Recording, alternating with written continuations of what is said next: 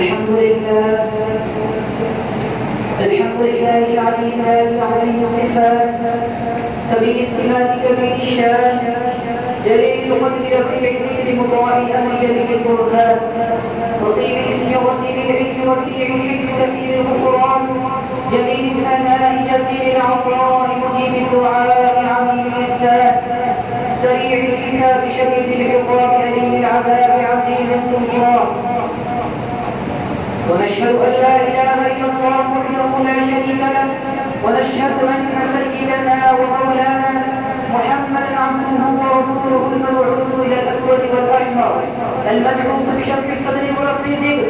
وصلى الله تعالى عليه وعلى آله وأصحابه الذين هم خلافة العرب العرباء وخير الخلائق بعد الأنبياء.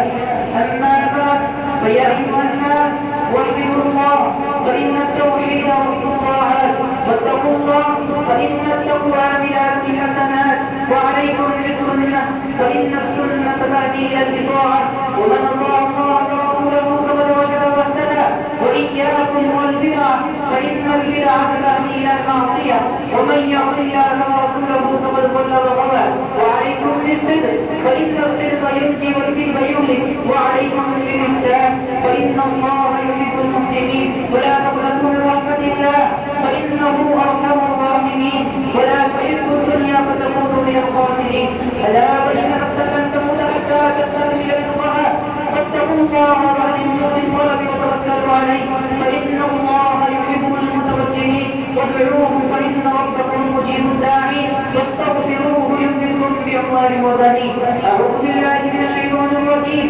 وقال ربكم ادعوني أستجب لكم إن الذين يستكبرون عن عبادتي سيدخلون جهنم داخلين. بارك